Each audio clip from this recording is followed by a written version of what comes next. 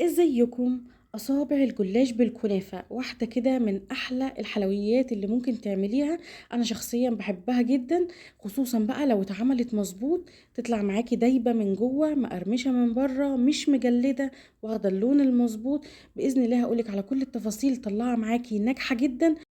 تابعي معايا الفيديو للنهاية، في كام تريكة كده لازم تشوفيهم عشان تطلع معاكي مظبوطة جدا ولا غلطة. ولو أول مرة تشوفيني اشتركي في القناة وفعلي الجرس عشان يوصلك كل جديد مني، وهدخل معاكم بقى في الطريقة على طول. هبتدي أول حاجة بالشربات بتاعي لأني عايزة الشربات يكون بارد. حطيت في المج عندي كوبايتين كده من السكر وكوباية ونص من المية على نار متوسطة كده، وهبتدي اقلب السكر مع المية كويس. مش عايزة السكر يدوب بنسبة 100%، بس بديله تقليبة كده بساعده ان هو يدوب على طول، لاني مش هطول الشربات بتاعي على النار. حطيت بقى رشة كده من الفانيليا السايلة، انا بفضلها دايما في الحلويات لان ريحتها بتفضل موجودة فترة طويلة يعني. وحطيت عصير نص ليمونة. هبتدي اقلب كويس جدا، وبعدين في المرحلة دي هسيب بقى الشربات بتاعي يغلي على النار متوسطة لمدة 5 دقايق، مش اكتر من كده. عايزاه تقيل نسبيا، ما يكونش تقيل اوي زيادة عن اللزوم ولا خفيف مية، يعني القوام اللي انتي شايفاه ده القوام المظبوط جدا الجلاش بتاعي.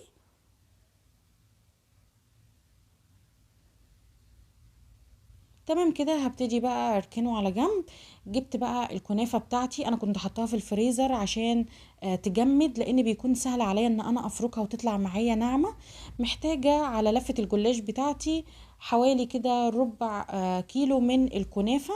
هبتدي افركها كويس جدا، كل ما هتنعميها او تفركيها بايدك كل ما هيكون سهل عليك ان هي تتحمص على النار بسرعة. في طاسة عندي على النار حطيت مكعب كده من الزبدة، مكعب كبير حلو كده من الزبدة او معلقتين كبار مليانين. وبسيح الزبدة بس في الاول كويس جدا، وبعدين بنزل بالكنافة بتاعتي اللي انا فركتها من شوية.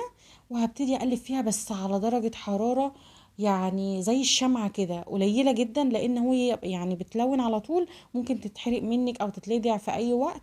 المهم ان لما بتقلبي في الكنافة بتلاقيها خدت يعني زي ما انت شايفة كده كتل. زي ما انتي افضلي قلبي فيها، كل ما الكنافة هتنشف معاكي على النار وتتحمص وتيجي تضغطي عليها تلاقيها بتتفتفت. المهم ان احنا هنفضل نقلب فيها على النار لحد ما تتحمص خالص وتاخد اللون الحلو اللي انت شايفاه ده. ولو فيها حتت كده ناشفة او زي ما انت شايفة كده، بمسكها بايدي بفركها بتتفتفت معايا بكل سهولة، متقلقيش.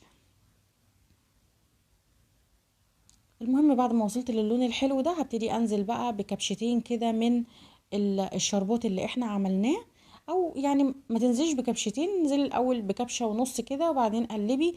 حسيتي ان انتي محتاجة شوية كمان من الشربات، ابتدي انزلي بشوية صغيرين من الشربات، لان انا من الناس اللي ما بتحبش الحاجة مسكرة او زيادة عن اللزوم. حطيت بس ايه حوالي كبشة ونص كده، وبعدين قلبت كويس جدا وخلاص كده الكنافة بتاعتي بقت جاهزة بالشكل اللي انتي شايفاه ده.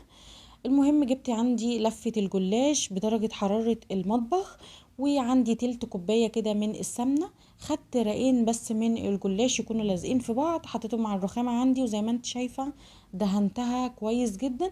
وهبتدي انزل بالكنافة بتاعتي على طرف راق الجلاش، يعني بالشكل اللي انت شايفاه ده بسويها كويس جدا. وبعدين ببتدي الف الجلاش بتاعي رول، بس انا زي ما انت شايفه يعني بلف رول على الضيق وبعدين بضغط عشان يطلع لي الشكل الرول المظبوط لاصابع الجلاش اللي انت بتشوفيه او شفتيه في اول الفيديو وهتشوفيه كمان في اخر الفيديو. خدت اول واحده عملتها، ابتديت يعني انا هعملها زي اسطمبه كده، ببتدي اقطعها على 4 كبار.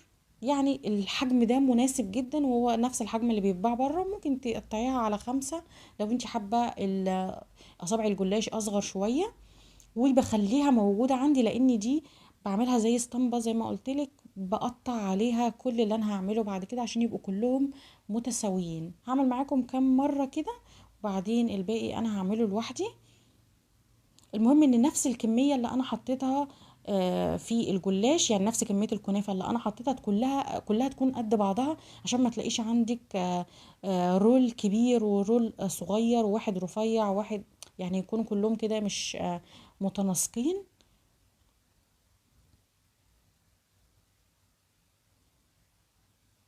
تمام كده، بحطها على اول واحدة انا عملتها وببتدي اقصها عشان تبقى نفس الحجم. هعمل معاكم واحدة كمان والباقي انا هكمله. بدهن بس كويس جدا، وبحط الكنافة زي ما انت شايفة على الطرف، وبعدين بلف رول كده على الضيق عشان تطلع معاكي الصباع مظبوط، والكنافة ما تقعدش تنزل من الفتحات بتاعة الجلاش. يعني حاولي تضغطي عليه كده على قد ما تقدري. طبعا انا في الوقت ده كنت مشغله الفرن بتاعي على درجة حرارة متوسطة، الفرن لازم يكون سخن، خصوصا ان الموضوع اللف ده ما بياخدش وقت خالص، انت يعني بتخلصيه على طول.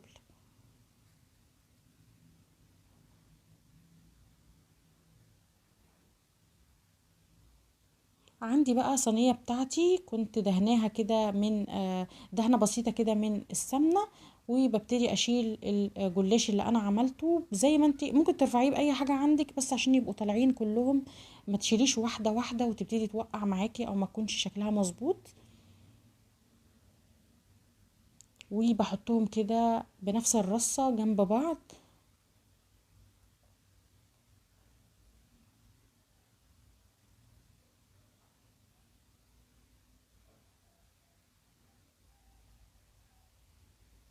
تمام كده، عملت الباقيين بنفس الطريقة وقطعتهم. ممكن تقطعيهم كده مع بعض زي ما انا عملتهم، ممكن تعمليهم بنفس الطريقة الاولانية، بس لو انتي مستعجلة اعمليهم كده، او هتقدري تتحكمي فيهم اعمليهم كده مفيش مشكلة. رصيتهم بقى كلهم في نفس الصينية، وبعدين هبتدي بقى اظبطهم عشان كلهم يعني يملوا الصينية كده، ولما يجي ادخلهم الفرن ياخدوا كلهم لون من كل الجهات، وياخدوا لون متساوي يعني وشكله حلو. باقي السمنة اللي فضلت عندي دهنت بيها وش الجلاش، وده اللي بيديني القرمشة واللون الحلو قوي. بس لازم ادهنه كويس جدا. هدخله فرن درجة حرارة متوسطة، وفي الرف اللي في النص بياخد حوالي ربع ساعة. انت تابعيه وتشيلي كده واحدة تشوفيها كده من تحت اول لما تاخد اللون الذهبي المظبوط زي اللي انا هوريهولك دلوقتي. ابتدي شغلي عليها الشواية تاخد لون بسيط من فوق، اللون الذهبي الحلو ده، وكده تكون عندك استوت. الخطوة الأخيرة بقى هي دلوقتي أنا لسه مخرجاها من الفرن سخنة جدا. هبتدي أنزل بالشربات بتاعي على الوش، الشربات بارد والجلاش سخن. لو انت بتحبي الحاجة مسكرة قوي نزلي الكمية بتاعتك بتاعت الشربات كلها، بس انا ما بفضلش كده بصراحة.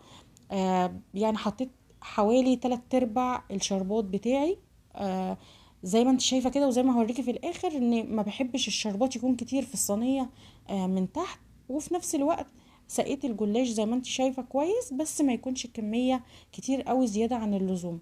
في الخطوة دي حطيت الشربات بتاعي على الوش، ولازم تغطي الجلاش بتاعك، لازم تغطيه. هيطلع مقرمش مش هيطرى ويبوش يعني، بس لازم تغطيه عشان ما يجلدش معاكي ياخد.